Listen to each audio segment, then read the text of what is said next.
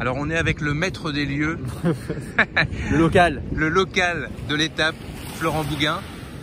Florent, t'es chez toi? Ouais, je suis de chez retour moi. chez toi. C'est clair. Et là, comment on se sent? On se sent tellement bien. Écoute, c'est extraordinaire. Là, j'étais chez ma sœur là juste avant de vous rejoindre. Je suis chez mes parents, j'ai avec mes amis, j'ai vu ma cousine encore hier et tout ça. C'est fort, c'est fort. Est-ce que l'aspect sportif est secondaire dans ces cas-là?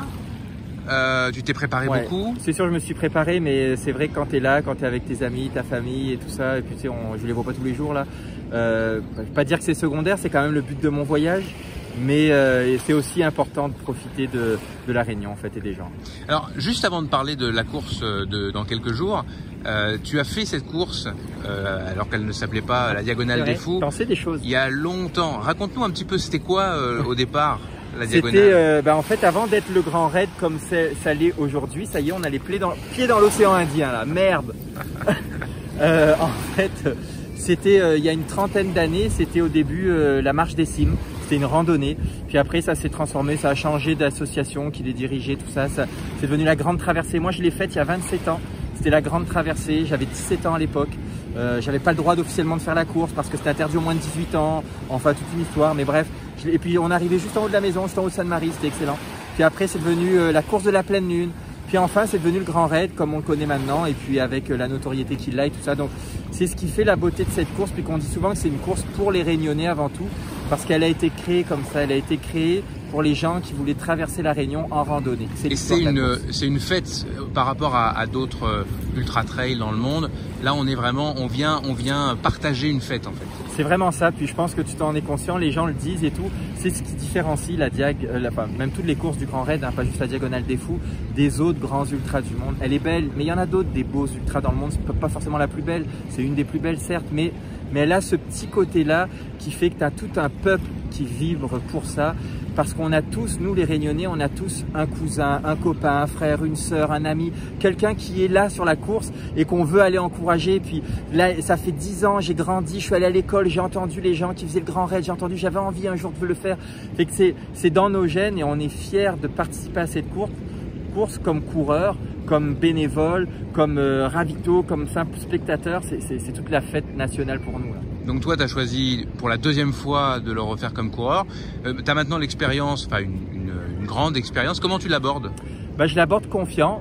C'est ce qui me fait la différence avec l'expérience. Et la préparation s'est pas passée comme celle que j'aurais aimé. Il y a un an, je t'aurais dit, je pensais différemment. Là, j'ai eu des blessures, j'ai eu tout ça.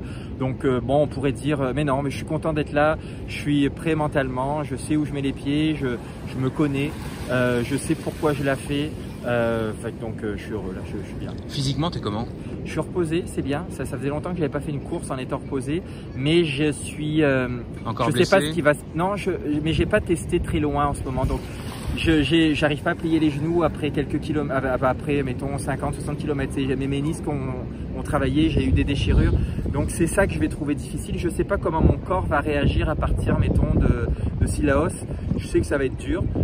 Mais il n'y a pas que le corps, hein, il y a le mental et puis il y a l'ensemble de choses qui te font arriver au bout. Là. Et tu connais pour vrai le sentier, ça aide, j'imagine, à aborder la suite. C'est quoi les points qui te font les points potentiellement les plus difficiles pour toi sur cette course?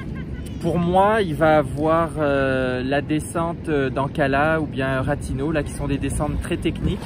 Puis avec mes petits problèmes musculaires là, ou de tendons et puis de ménisques, ça va être dur pour moi. Je vais aussi, à partir du Maïdo aussi, je pense que je vais trouver ça difficile.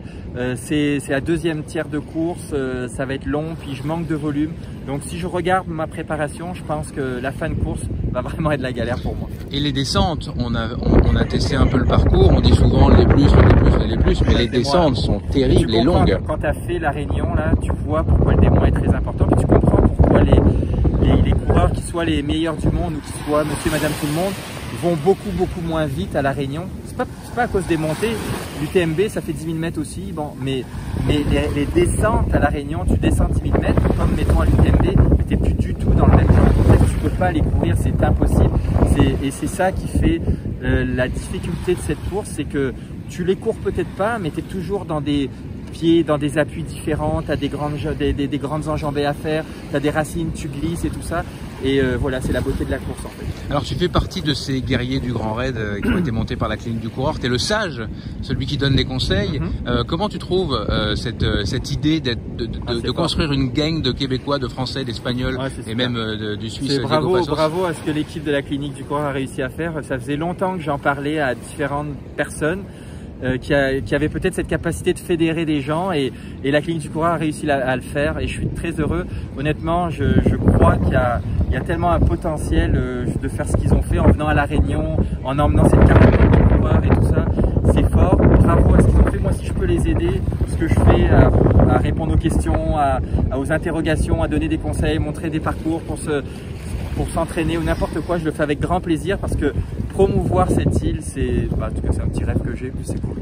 Merci. Un dernier petit mot, je sais que tu n'aimes pas parler des places, de tout ça. Par contre, comme tu as déjà fait il y a quelques années la diagonale, tu vises quelle heure dans ton idéal? Même si les choses se passeront pas forcément comme prévu. Si je passe les 30 heures là, donc 29h59 et 59 secondes, je serai l'homme le plus content du monde d'un point de vue sportif. Mais comme je le dis toujours, tu me connais là, pour être l'homme le plus heureux du monde, il n'y a pas que le sport là, puis ça veut dire franchir cette ligne d'arrivée, la voie, le stade de la Redoute, en bas les lumières, j'arrive, je la franchis, puis Catherine, nos enfants, et puis tout ça là, on sera tous ensemble là.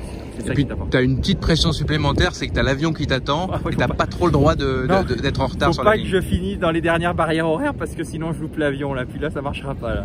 Merci Florent. Et ciao.